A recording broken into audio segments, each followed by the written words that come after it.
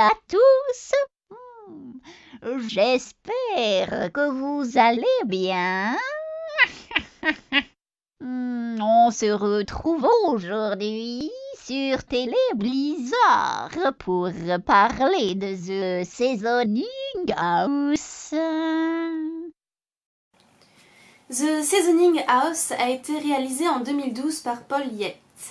C'est un film britannique qui suit l'histoire d'une enfant, Angel, séquestrée dans les Balkans.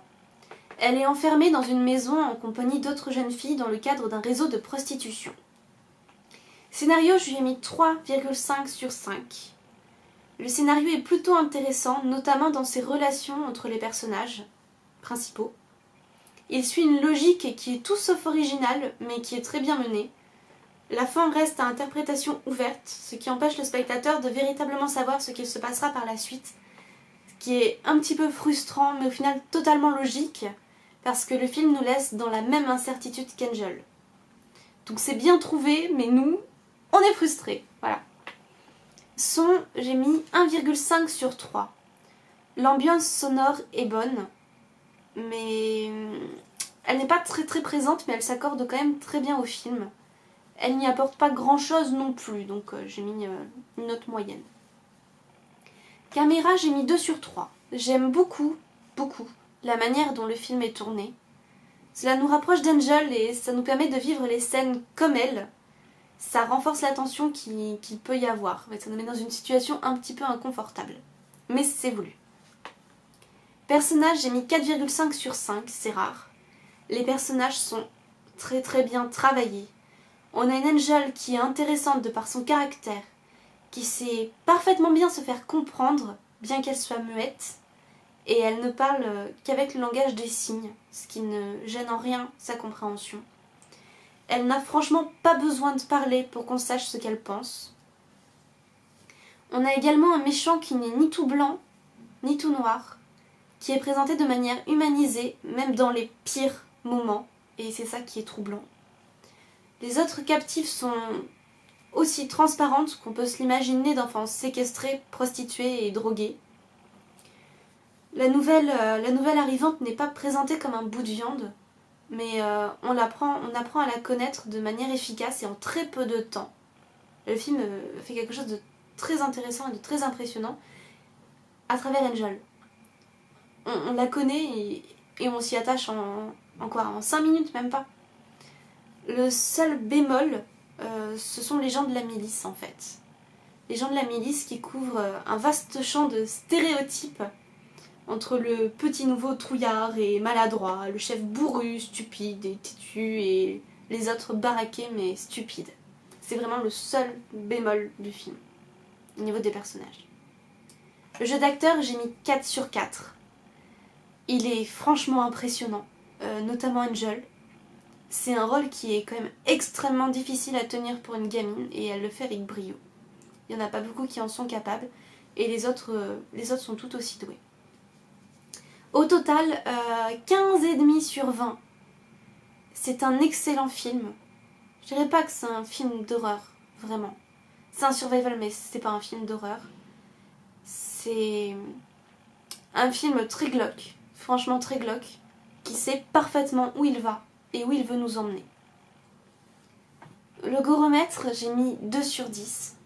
Vous vous en douterez pourquoi. Trouillomètre, j'ai mis 0 sur 10. Il fait pas peur, il perturbe, c'est pas la même chose. Ce n'est pas un film d'horreur, comme je l'ai dit, mais il parvient très facilement à instaurer une ambiance malsaine. En même temps, on peut s'en douter, vu le sujet du film. J'ai mis 2 au goromètre pour les scènes de meurtre, qui sont particulièrement réalistes. Ce n'est pas un film que je conseillerais aux âmes sensibles. Ce n'est pas un film gore, mais c'est un film qui est quand même psychologiquement très dur. On parle de prostitution et d'enfants mineurs séquestrés, violentés et drogués pour être prostitués. C'est un film qui ne cache rien et qui vous expose tout ça dans une ambiance qui est tout à fait adéquate à son thème. Réservé donc aux personnes averties.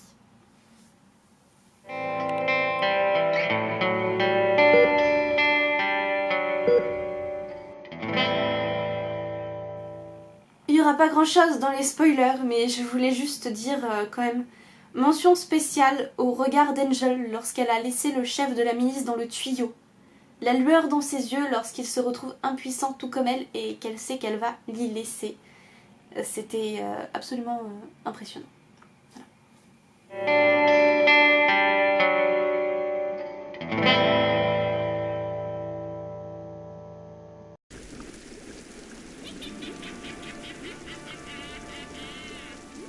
Le film suit Angèle, une jeune fille sourde et muette. Piégée dans un bordel servant aux milices et soldats de passage pendant les guerres de Yougoslavie. Jusqu'à l'arrivée de l'élément perturbateur bien tardif. Et que ce film est long. Il ne dure qu'1h30 et cela m'a paru une éternité. Nous ne sommes pas en présence d'une œuvre vraiment gore, mais il peut être difficile à regarder, certaines scènes étant assez brutales. La moitié du film ne sert que d'exposition, les 5 premières minutes auraient largement suffi à situer l'action. La réalisation est correcte, elle permet de poser l'ambiance. Hormis la très bonne performance de Rosie Day, les autres acteurs ne peuvent guère s'exprimer, le scénario et les dialogues n'aident pas. Je déconseillerais ce film, ou alors, regardez le début et allez directement à la moitié.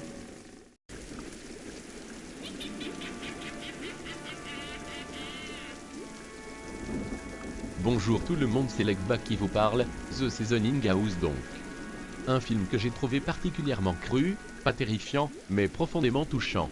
C'est la première fois au cinéma que j'ai assisté à une scène de viol qui ne soit pas suggérée ou même atténuée mais pleinement assumée par le réalisateur. La lumière grise du film, les dialogues durs, tout est fait pour rendre le tout le plus froid possible. Même la fin du film, complètement ambigu soit dit en passant, ne fait montre d'aucune force émotionnelle réelle, rendant le tout très étrange. Je ne peux pas vraiment juger ce film au final, mais il n'est pas du tout pour les âmes sensibles étant donné sa violence psychologique. Il a cependant au moins le mérite d'être intéressant. À bientôt sur Télémusée.